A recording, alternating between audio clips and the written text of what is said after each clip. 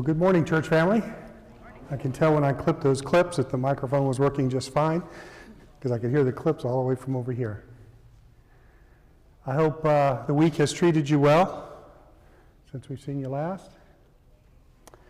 We have been studying a comparison of the four Gospels, trying to figure out what we could glean from the similarities and differences between the four Gospels, and we've come a long way.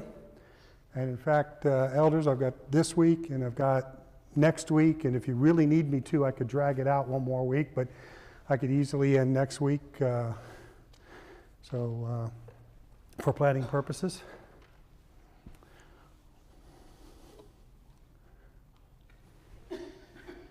Excellent. We have come a long ways. We're still going off the two calendar system. We'll be able to do that, I think, the rest of this week. We'll have to get off of it next week. We are on Sunday morning, on the 17th, according to the original Hebrew calendar, or the 16th, according to the calendar that the temple priests were doing at the time of Jesus. Just as a reminder, the 14th is the day that the Passover lamb is killed, and the 15th is the day of unleavened bread. So we are a couple of days beyond that. Last week we left off early on Sunday morning with the Galilean women discovering the empty tomb. Peter and John had a race to see who could get to the tomb first, and they had to see the tomb for themselves because they just couldn't believe what the Galilean women were telling them. And then Jesus appeared to the Galilean women, and that's, I think, the last event that we talked about last week. And this week we're going to talk about Jesus' appearances to others other than the Galilean ladies. Any questions before we move on? Okay, so the first event we will talk about, thank you for the screen back there. I think that's going to make life easier for speakers here who use the screens. The next event we're going to talk about is Jesus appearing to Cleopas and to one other on the way to Emmaus. Before I actually get into the event itself, couple of things about Cleopas and one other. The one other is not identified in the Bible. It just says Cleopas and one other. We do know that the two of them are going to the same household, so it's likely the two of them are related. The two most common theories about the one other is that one of them is the wife of Cleopas, who may be Mary. But the most common theory is that it is Cleopas's son. Now, the Bible doesn't tell us who it is, so it doesn't really matter who it is. But if you go out there and look at the literature, those are the two most common theories. So this event is mentioned by Luke. It's not really discussed very much by Luke. It is mentioned by Mark and discussed thoroughly by Luke. We'll look at Mark's first, and he just mentions the event. He doesn't really describe it in detail. And so Mark says, afterward, Jesus appeared in a different form to two of them while they were walking in the country. So he doesn't identify Cleopas, he doesn't identify who the other one was, just that there were two of them walking in the country.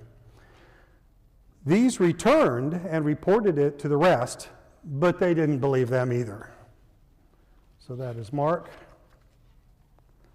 Luke.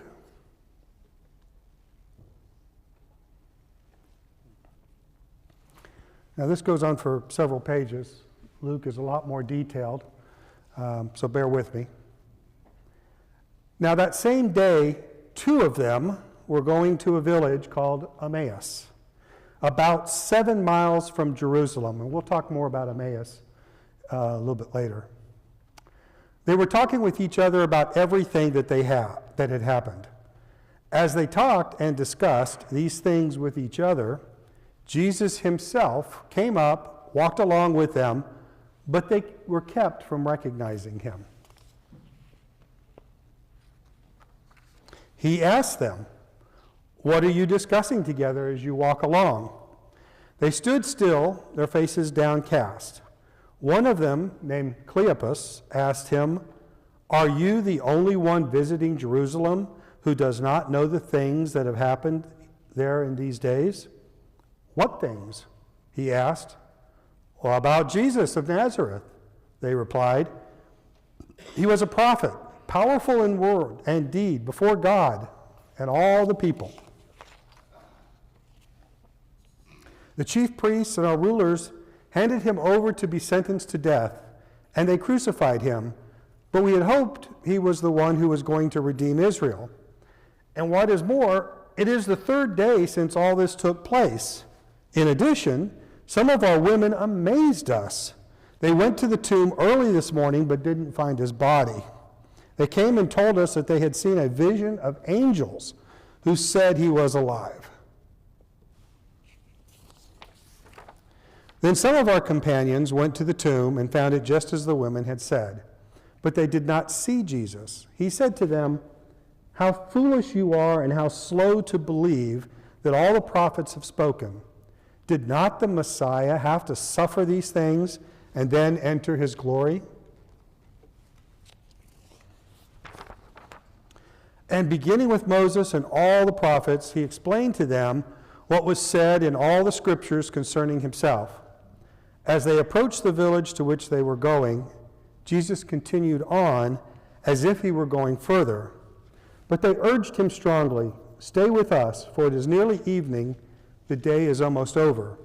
So he went in to stay with them. And in my original set of slides, that ended that particular week.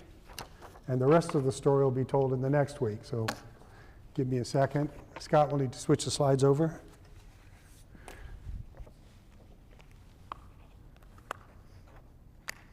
We are so blessed to have Scott in the booth back there.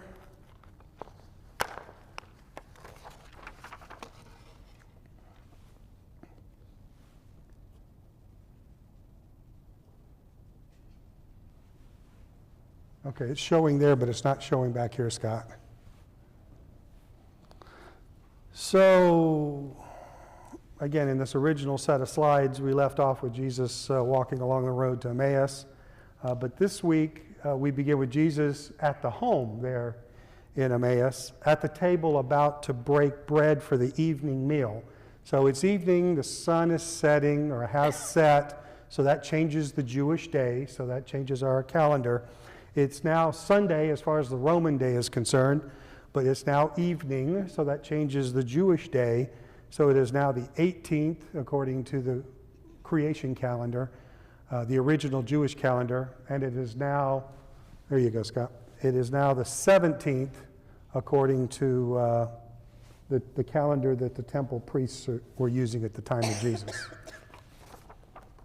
So now, before we continue into that story about the dinner that's about to happen, question is, where is Emmaus? Where is Emmaus? If I was teaching this class in the 1800s, in the late 1800s or early 1900s, let's say before World War I would be telling you that the vast majority of the sites that are mentioned in the Bible have not been discovered by archaeologists.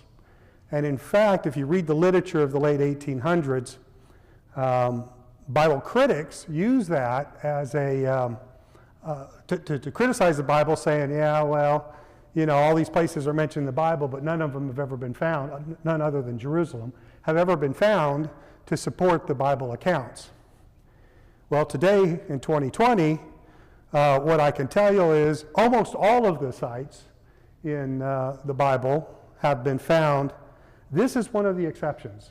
The exact location of Emmaus is not known, and it's for several reasons. The first one is the name itself, Emmaus.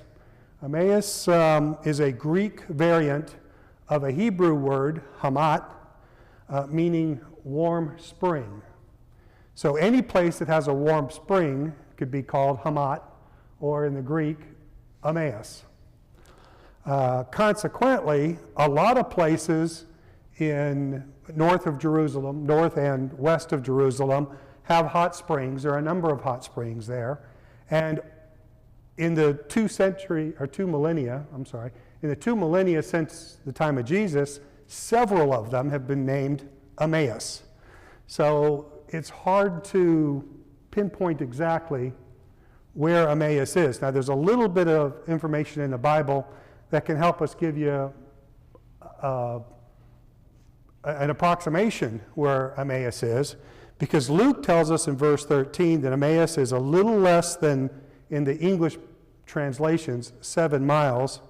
Some of the English translations say 60 stadia, which is what's in the Greek. A few English translations say 60 furlongs, 60 being 60 and furlongs being the same thing as a stadia. So 60 stadia, about 7 miles. To give you a sense of timing, two people in their 30s walking from Jerusalem to 7 miles would take them just a little over 2 hours to get there, maybe 2 hours, 15 minutes to get to Emmaus. So we're talking about a 2-hour walk out. We're going to see a little bit later that they're going to rush back to Jerusalem after Jesus identifies himself. So that's going to be a 2 hour, 15-minute walk out, 2 hour and 15-minute walk back, plus a dinner there, about 5 hours, at least a minimum of 5 hours has elapsed from the time they left to the time they got back to tell the disciples. I say that because there are a few ancient Greek manuscripts that instead of saying 60 stadia, say 160 stadia. And some Bible scholars have made a big push about, well, the 60 is wrong and the 160 is more accurate. And that kind of gives you more possibilities of where Emmaus could be. But I personally don't agree with that position, and here's why. 160 stadia is about 18 miles. For two people in their mid-30s, in what would be in that time probably pretty good health because they walked all the time, it would take them probably 6 hours, maybe 6.5 hours, to walk that 18 miles. So now in a round trip journey like that, you're talking about 6 hours, they have their evening meal, and then they've got 6 hours to come back before they tell the disciples what had happened to them. And to me personally, this just isn't plausible. It does not fit. Believing that 160 is the accurate number just does not fit the Bible story itself. I have to believe that 60, when Luke says 60, he means 60 stadia. All right, so the exact location is uncertain, but there have been a few places that have been suggested by ancient writers, and by ancient I mean writers shortly after the time of Christ. And they're on this map here, and now I do need to turn around. The most famous, the most commonly discussed location for Emmaus is this one. By the way, these are all roads leading to Joppa. So these are all main roads, and they all end up basically here, and then this ends up to Joppa. So going from Jerusalem to Joppa, Joppa being on the coast, being a major transportation city on the coast of Israel. So the first, or the place that is most commonly associated with Emmaus is this one here, and you notice the A-M-W-A-S, the name is very similar to the Greek spelling of Emmaus. In the Byzantine time, This was called Emmaus Nicopolis. It's 160 stadia away, and for reasons I've already stated, I don't believe that this is the location for Emmaus. It's just too far away. This road is just too long for someone to get there, have dinner, and then get back. And remember, the early part of the story was the events of the morning. The walkers, the travelers, Cleopas and the one other, already know what happened before they left on this trip. So they know that the ladies went out to the tomb. They know that they've appeared, that Jesus appeared to the ladies, and they reported back. To me, it seems likely that they probably left for this journey after lunch. If this is the Emmaus, they would have had to left 8 or 9 o'clock. So they would have had to been sitting right there in the upper room when the ladies come in and tell them that, and then after hearing all that, they go, okay, now's a good time to go. And then they have to run back and tell the disciples all that. By then it's 11, 12 o'clock at midnight. That's just not likely. So there are 3 other locations that have been proposed. The next one we'll talk about is this one here, Colonia. Sometimes it's spelled with a Q-O and sometimes it's spelled with a C. Today it's called Hamatsa. This is what Josephus said was Emmaus.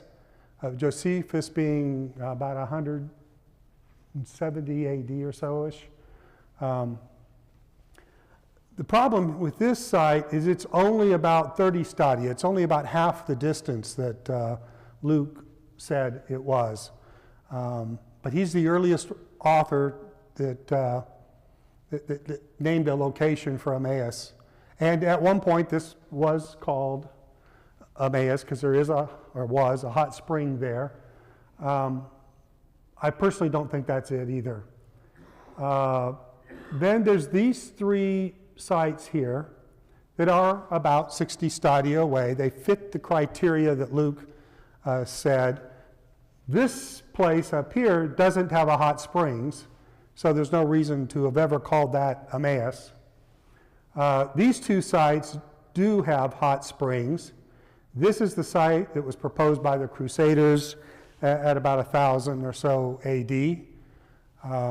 It's on the same road as these other 2 sites. And it is about 60 stadia away, so it fits. This other site is also about 60 stadia away from Jerusalem. This is Jerusalem here. And the Franciscans believe that that is the site, and they've actually built a building there, and it was named Emmaus for a while. So those are the possible locations. It could be somewhere else for all we know. Those, to my account, are the only 2 places that really fit the Bible criteria for that location. Having said all of that, it really doesn't matter where it was. Our salvation is not based on the location of Emmaus. Any questions before I move on? Okay. So now we'll continue with that story. Jesus walked along with the road to them. They've convinced him to stay with them and break bread with them, and we're about to witness that. And remember, Luke at this point is the only one who's provided the full story.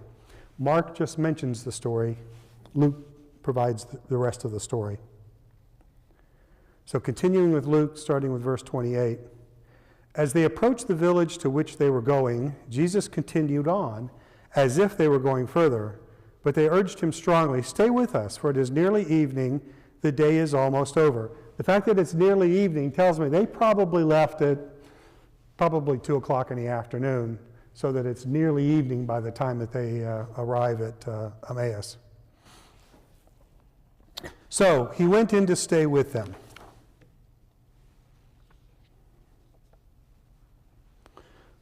When he was at the table with them, he took bread, gave thanks, broke it, and began to give it to them. Then their eyes were opened as they recognized him, and he disappeared from their sight. They asked each other, "Were not our hearts burning within us while he talked with us on the road and opened the scriptures to us?" this next event is what I've already alluded to. So they were really excited.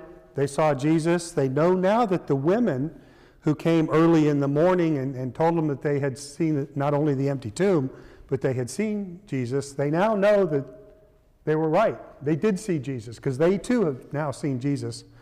And this is the next event. Again, it was mentioned by Mark, but Luke is the one that tells the story. They got up and returned at once to Jerusalem. There they found the 11 and those with them, assembled together and saying, "It's true! The Lord has risen, and he has appeared to Simon." Then the two told what had happened on the way and how Jesus was recognized by them when he broke the bread. So Luke tells us that Jesus has also appeared to Simon at this point, Peter. Paul mentions it as well. In Luke chapter 24, verse 34, "It is true, the Lord has risen and appeared to Simon." So Luke tells us that he's appeared to Simon, and that happened before, it happened during the time that Jesus was appearing with the Cleopas and the one other, but before they were able to get back to the disciples. Paul mentions in 1 Corinthians chapter 15, verse 5, and that he appeared to Cephas, which is Peter, and then to the 12. Couple of notes here. Luke indicates that Jesus appeared to Peter before he appeared to Cleopas and the one other. And likewise, Paul in 1 Corinthians 15:5 indicates that Jesus appeared to Peter before he appeared to the other disciples.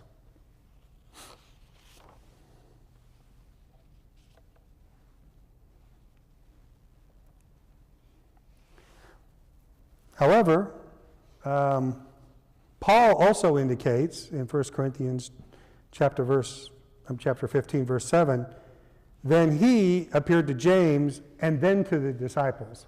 So apparently Jesus appeared to Peter, he appeared to the two Cleopas and one other at Emmaus. He appears to James before he appears to James, the brother of Jesus, before he appears to the rest of the disciples in the upper room.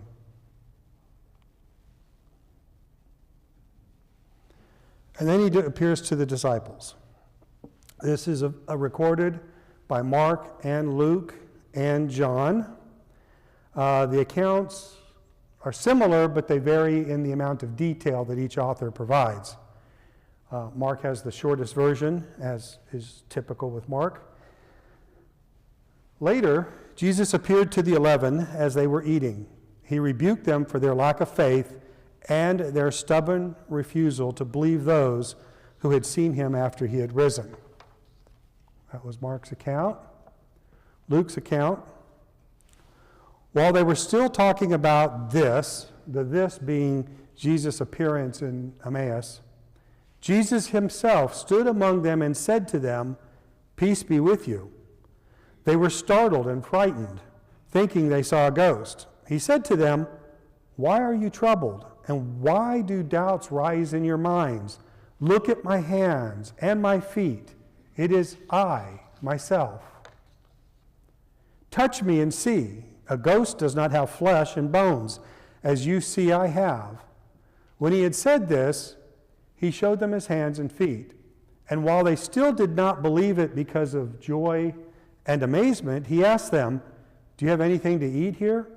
And they gave him a piece of broiled fish, and he took it and ate it in their presence.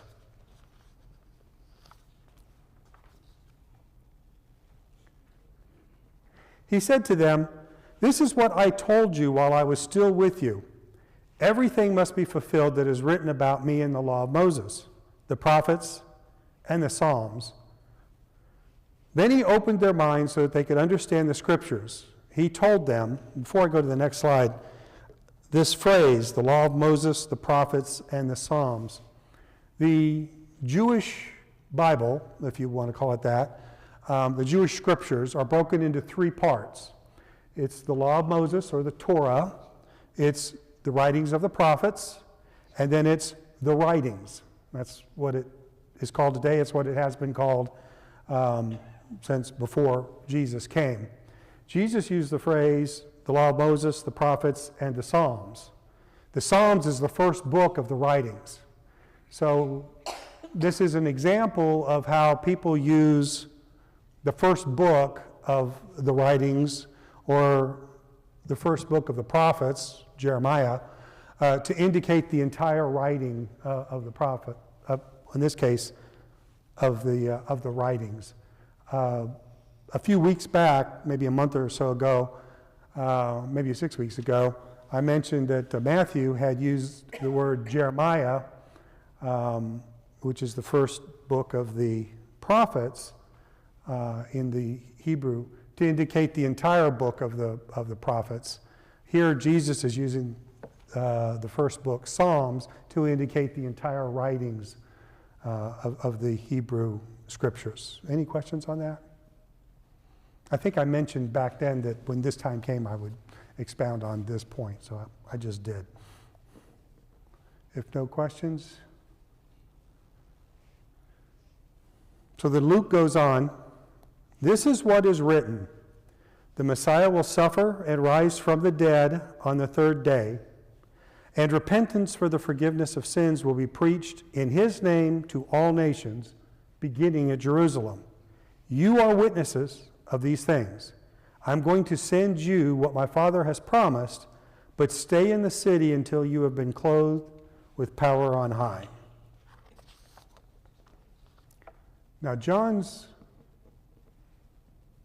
gospel starts with, on the evening of that first day of the week, when the disciples were together, with the doors locked for fear of the Jewish leaders, Jesus came and stood among them and said, "Peace be with you." After he said this, he showed them his hands and side. The disciples were overjoyed when they saw the Lord. Again, Jesus said, "Peace be with you. As the Father has sent me, I am sending you." And with that, he breathed on them and said, "Receive the Holy Spirit. If you forgive anyone's sins, their sins are forgiven. If you do not forgive them, they are not forgiven."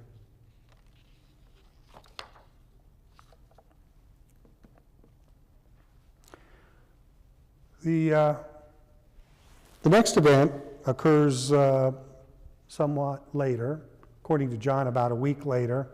He's already appeared now to the 11 minus Thomas. Thomas was absent from that first meeting with the disciples. In this event, Thomas will be there with the disciples, and this particular event is recorded only by John.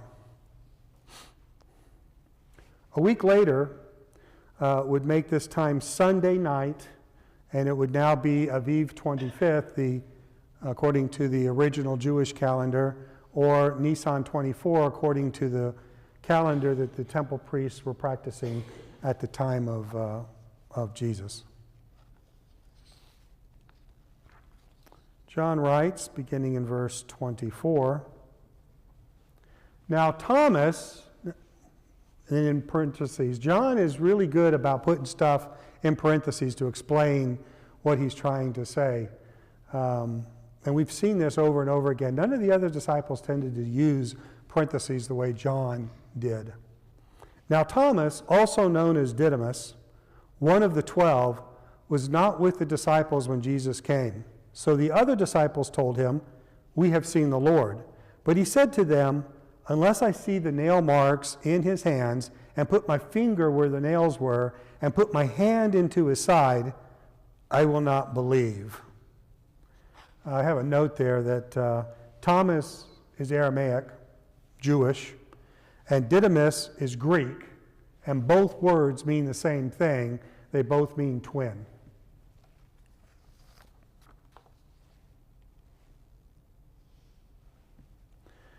John continues, "A week later, his disciples were in the house again, and Thomas was with them. Though the doors were locked, Jesus came and stood among them and said, 'Peace be with you.' Then he said to Thomas, "Put your finger here, see my hands. Reach out your hand and put it into my side. Stop doubting and believe." Thomas said to him, "My Lord and my God." Then Jesus told him, "Because you have seen me, you have believed. Blessed are those who have not seen and yet believe."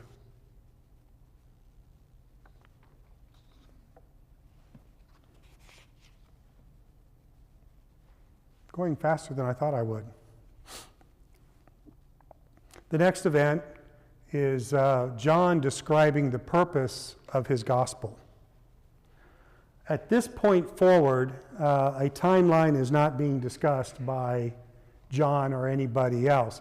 So it's impossible to track time on the calendars the way that we've been tracking them since Jesus was on his way to Jerusalem the week prior, or two or 3 weeks prior. So all the notes that I have about the calendars are now going to disappear. We're not going to see those anymore. The purpose of John's Gospel. John is, I think, the only author that tells us exactly why he wrote the Gospels. And he writes here, "Jesus performed many other signs in the presence of his disciples, which are not recorded in this book. But these are written that you may believe that Jesus is the Messiah, the Son of God, and that by believing you may have life in his name."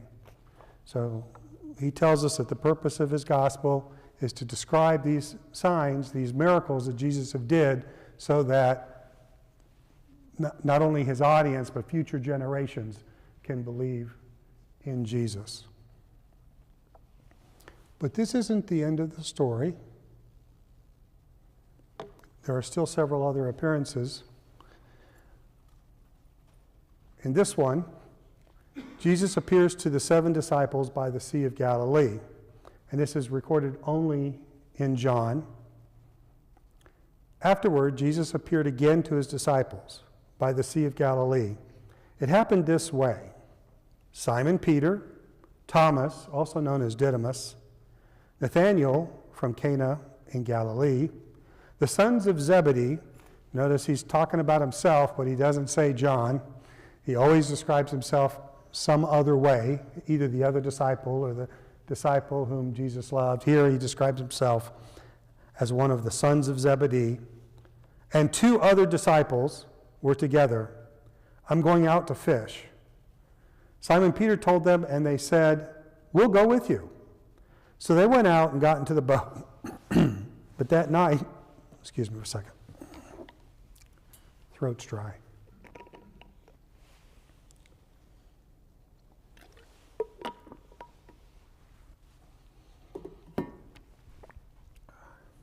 So they went out and got into the boat, but that night they caught nothing. Early in the morning, Jesus stood on the shore, but the disciples did not realize it was Jesus. He called out to them, "Friends, have you any fish?" "No," they answered. He said, "Throw your net on the right side of the boat, and you will find some." When they did, they were unable to haul the net in because of the large number of fish. Then the disciple whom Jesus loved said to Peter, "It is the Lord." As soon as Simon Peter heard him say, "It is the Lord," he wrapped his outer garment around him, for he had taken it off, and he jumped into the water. The other disciples followed in the boat, towing the net full of fish, for they were not far from shore, about 100 yards.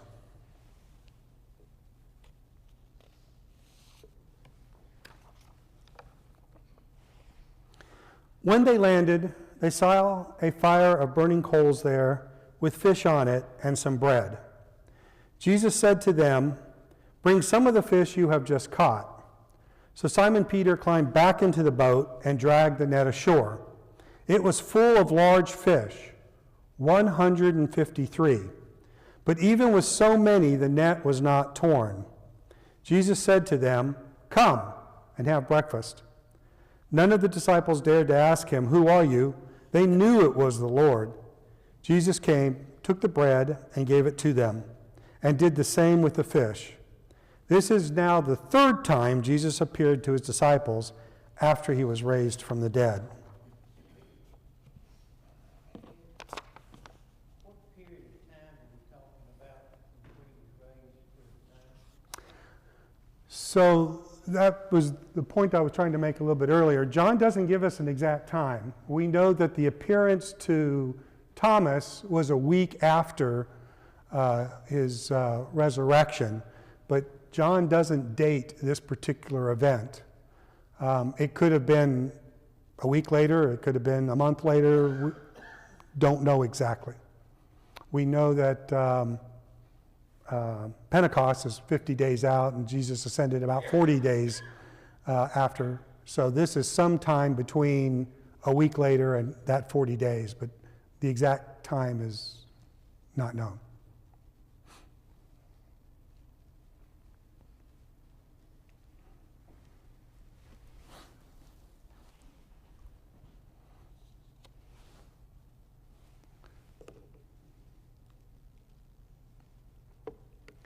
Next event is Jesus reinstating Peter, again only recorded by John. When they had finished eating, Jesus said to Simon Peter, "Simon, son of John, do you love me more than these?" "Yes, Lord," he said, "and you know that I love you." Jesus said, "Feed my lambs." Again, Jesus said, "Simon, son of John, do you love me?" He answered, "Yes, Lord, you know that I love you." Jesus asked, "Take care of my sheep." The third time he said to him, "Simon, son of John, do you love me?" Peter was hurt because Jesus asked him the third time, "Do you love me?" He said, "Lord, you know all things. You know that I love you." Jesus said, "Feed my sheep. Verily, truly, I tell you, when you were younger and dressed yourself and went where you wanted, but when you are old, you will stretch out your hands and somebody else will dress you and lead you where you do not want to go." And John explains, Jesus said this to indicate the kind of death by which Peter would glorify God. Then he said to him, "Follow me." Any questions on that? Let me back up.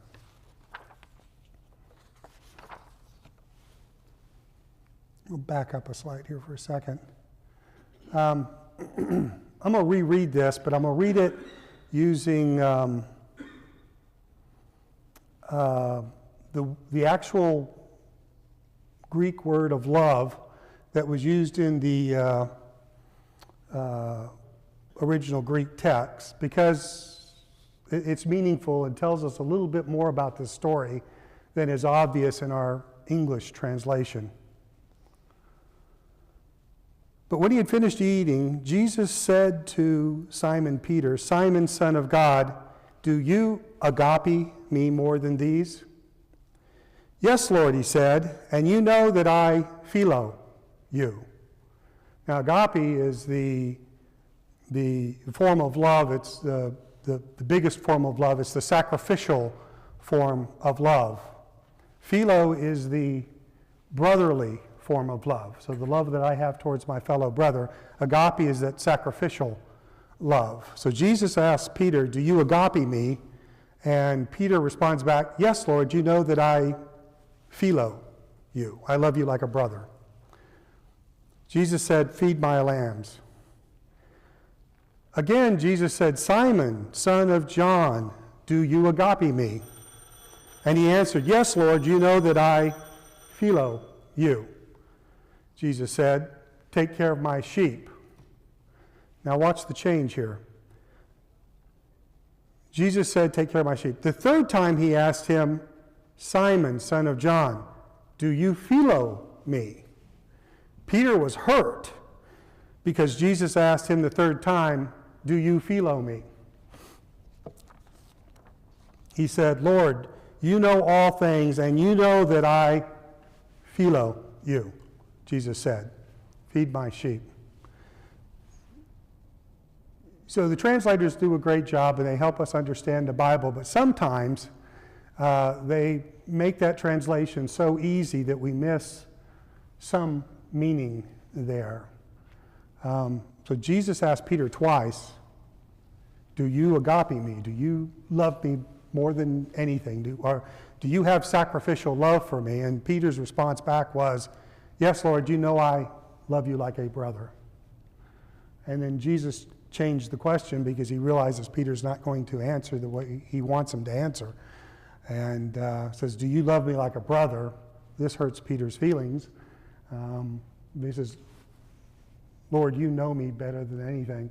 You know that I love you like a brother. Does that add any additional understanding for you? Since the bell rang, I will stop there, and I will finish the rest of it next week.